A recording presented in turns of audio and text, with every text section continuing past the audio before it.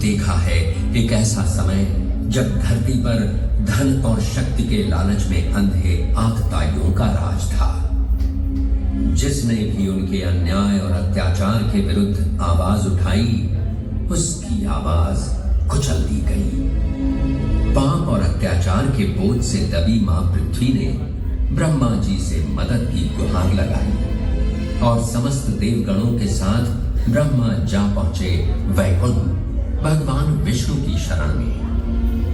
उसकी लाडली बहन देवकी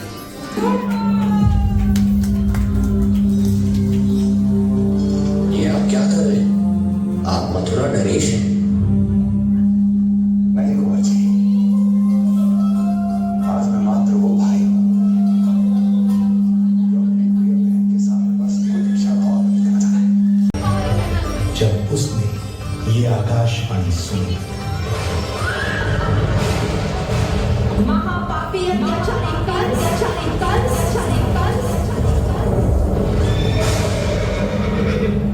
जिस देवकी को तू इतने प्रेम से ससुराल ले जा रहा है, वही तेरे अंत में सहायक होगी। तेरा काल तेरी प्रिय बहन के गर्भ से उसकी 8वीं संतान बनकर जन्म लेगा और तेरा विनाश करेगा।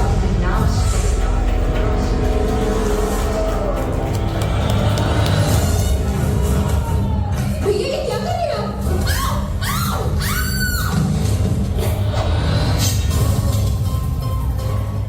जो मेरे विनाश को जन्म दे, उस कुलघातीय से मेरा कोई संबंध नहीं। रक्त के संबंध क्रोध की अग्नि में मत झुलसाइए। जिस बहन को आपने बचपन से आज तक इतना प्रेम दिया, क्या वो आपके विरुद्ध किसी षड्यंत्र में सहायक हो सकती है?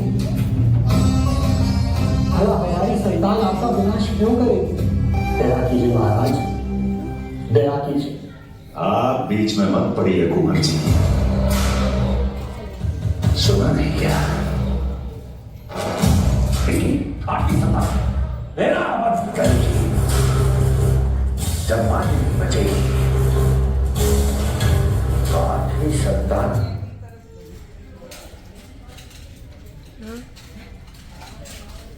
दान के जन्म का तो प्रश्न ही नहीं उठता। हे मथुराधिपति, मेरी पत्नी को प्राणदान दे दीजिए।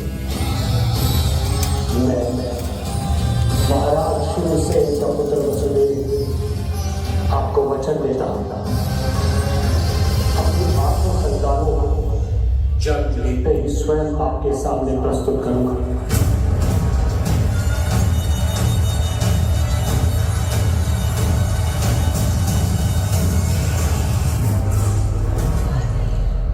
वचन स्मरण रहे।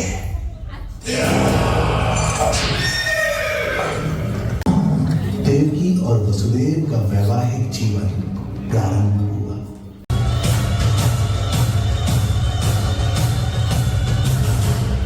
सभी संतानों को जन्म लेते ही मेरे पास लेकर आएगा, ये वचन दिया है वसुदेव ने मुझे। देवकी की प्रथम संतान से मुझे कोई संकट नहीं।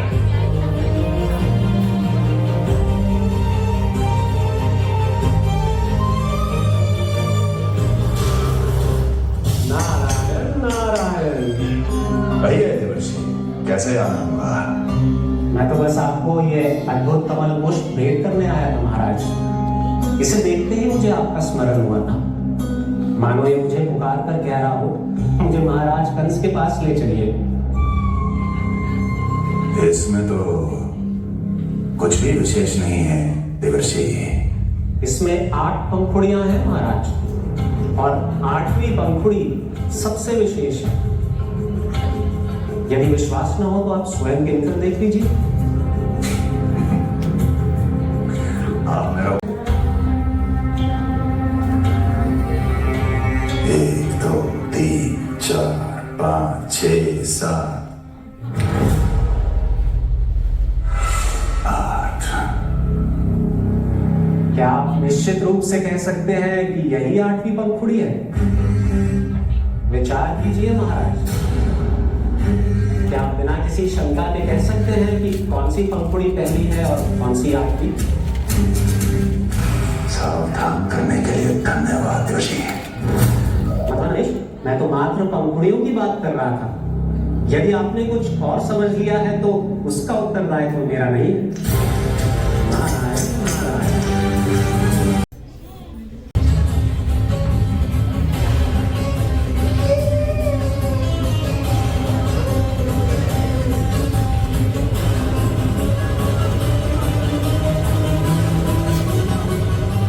कुल के यादव अपना वचन मिथ्या नहीं होने देते महाराज।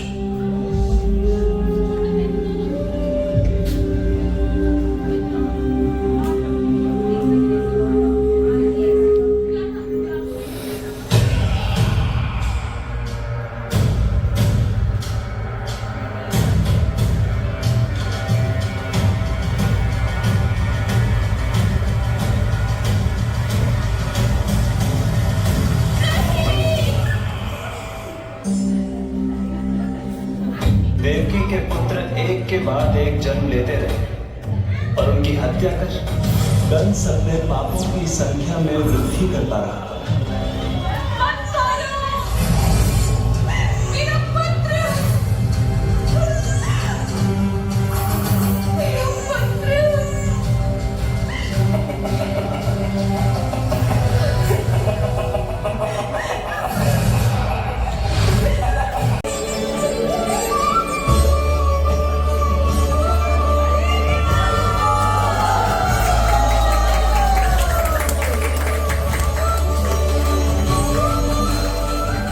पद्मा की अष्टमी तिथि।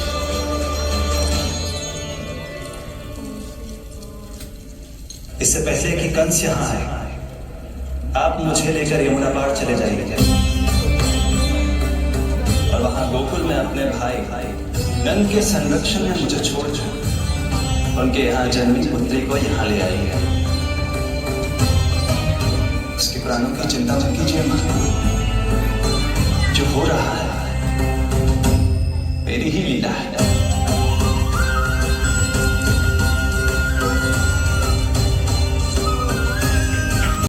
लगे कटा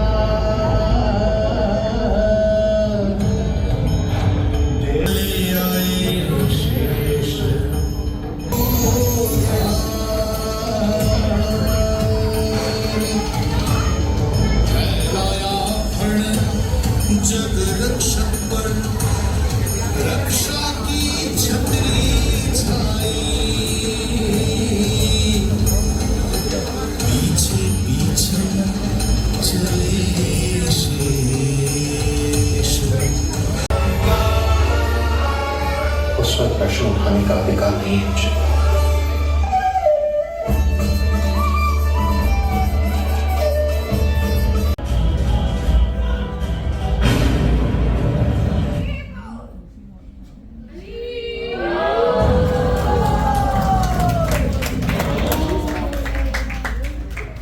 संसार को मोहने वाली माया भी हूँ, देवी विंध्यवासिनी भी हूँ।